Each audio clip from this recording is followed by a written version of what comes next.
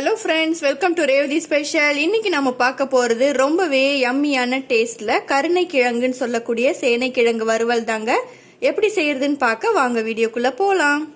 கருணைக்கிழங்கு வறுவல் செய்யறதுக்கு 300 கிராம் அளவுள்ள கருணைக்கிழங்க இது போல ஸ்லைஸா வெட்டிட்டு எடுத்து வச்சிருக்கேன், வாஷ் பண்ணிட்டு. இந்த கருணைக்கிழங்கை இப்போ வேக வச்சு எடுத்துக்க போறோம், அரை வேக்காட்டு பதத்துக்கு. அதுக்கு கடாயில் நான் தண்ணி வச்சிட்டேன். அதில் அரை டீஸ்பூன் அளவுள்ள மஞ்சத்தூள் சேர்த்துக்க போகிறேன். இந்த மஞ்சத்தூள் கூடயே அரை டீஸ்பூன் உப்பும் சேர்த்துக்கலாம். சேர்த்துட்டு இந்த தண்ணி நல்லா கொதிச்ச பிறகு இந்த கருணைக்கிழங்கை சேர்த்து வேக வைக்க போகிறோம். இப்போது தண்ணி நல்லா கொதிச்சு வந்துடுச்சு. இந்த கருணைக்கிழங்கை இதில் சேர்த்துக்கலாம். கருணைக்கிழங்கு சேர்த்துட்டு இதை மூடி போட்டு ஒரு 10 நிமிஷம் வேக வைக்கலாம். 10 நிமிஷம் கழிச்சு நம்மளுடைய கருணைக்கிழங்கு நல்லா வெந்து வந்துடுச்சு. இப்போ இதை ஒரு பவுலுக்கு மாற்றிக்கலாம் வடிகட்டிட்டு. இப்போது கருணைக்கிழங்கு ஃப்ரை பண்ணுறதுக்கு ஒரு பவுல் எடுத்துக்கோங்க. அதில் 1 ஸ்பூன் அளவுக்கு சிக்கன் 65 மசாலா சேர்த்துக்கலாம். 1 டீஸ்பூன் அளவுக்கு குழம்பு மிளகாய்த்தூள் எடுத்துக்கலாம். கூடவே தேவையான அளவு உப்பு சேர்த்துக்கலாம். உப்பு பார்த்துட்டு கொஞ்சமாக சேர்த்துக்கோங்க, ஆல்ரெடி வேக வைக்கும்போது நம்ம உப்பு சேர்த்துருக்கோம். இது கூட 1 டேபிள் ஸ்பூன் அளவுக்கு புளித்தண்ணி எடுத்துக்கலாம். இப்போ இதில் கொஞ்சமாக தண்ணி விட்டு இதை ஒரு பேஸ்ட் போல் மிக்ஸ் பண்ணி எடுத்துக்கோங்க. இது போல் பேஸ்ட் போல் மிக்ஸ் பண்ணி எடுத்தாச்சு. இப்போ நம்ம வேக வச்சு வச்சிருக்கிற கருணைக்கிழங்கை இதில் கோட் பண்ணிக்கலாம்.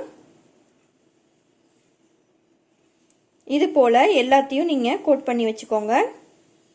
இது போல் கருணைக்கிழங்கு எல்லாத்தையும் நல்லா மசாலாவோட கோட் பண்ணி எடுத்துக்கோங்க. இது ஒரு 10 நிமிஷம் ஊறட்டும். கருணைக்கிழங்கை ஃப்ரை பண்ணி எடுக்கிறதுக்காக தோசைக்கல்லை ஹீட் பண்ணியாச்சு. அதில் தேவையான அளவு எண்ணெய் விட்டுக்கலாம். எண்ணெய் நல்லா ஹீட் ஆகிடுச்சு. நம்ம ஊற வச்ச கருணைக்கிழங்கை இதில் ஒன்று ஒன்றா சேர்த்துக்கலாம்.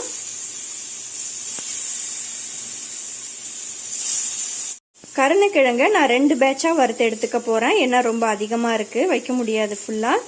இப்போ வச்சுட்டு இது மேலேயும் நம்ம வேகிறதுக்கு எண்ணெய் விட்டுக்கலாம். லைட்டாக மிதமான தீயில ஒரு 3 நிமிஷம் ஒரு சைடு வேக வச்சிருங்க. இப்போ இதை திருப்பி விட்டுக்கலாம்.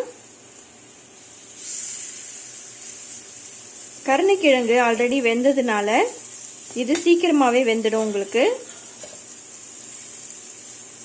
எல்லா கிழங்கையும் திருப்பி விட்டாச்சு. இப்போ இதையும் ஒரு 3 நிமிஷம் வேக விட்டு நம்ம எடுத்துக்கலாம். இப்போ கருணைக்கிழங்கு நல்லா 2 சைடும் வெந்து வந்துடுச்சுங்க, ரோஸ்ட் ஆகி. இதை நம்ம ஒரு பவுலுக்கு மாத்திக்கலாம். போல அடுத்த செட்டையும் நான் பொரிச்சு எடுத்துக்கிட்டேன். அடுத்தது கடைசியா கொஞ்சமா எண்ணெய் விட்டுக்கோங்க. அதுல வாசனைக்காக ஒரு கொத்து கருவேப்பிலையும் தாளிச்சுக்கலாம். இப்போ தாளிச்சு எடுத்த கருவேப்பிலைய நாம ஆல்ரெடி வறுத்து வச்சிருக்கிற கருணைக்கிழங்குல சேர்த்துக்கலாம். இது பார்க்க கலர்ஃபுல்லாகவும் இருக்கும், நல்ல வாசமாகவும் இருக்கும். அவ்வளவுதாங்க, நம்மளுடைய கருணைக்கிழங்கு வறுவல் ரொம்பவே டேஸ்டியாக யம்மியாக ரெடி ஆயிடுச்சுங்க. இது போல் நீங்களும் உங்கள் வீட்டில் ட்ரை பண்ணி பார்த்து எனக்கு எப்படி இருக்குன்னு கமெண்ட்ஸில் சொல்லுங்கள். என்னுடைய வீடியோ உங்களுக்கு பிடிச்சிருந்ததுன்னா என் வீடியோவை லைக் பண்ணுங்கள், ஷேர் பண்ணுங்கள், என் சேனலுக்கு சப்ஸ்கிரைப் பண்ணுங்கள். இன்னொரு வீடியோவில் நான் உங்களை சந்திக்கிறேன். தேங்க்யூ.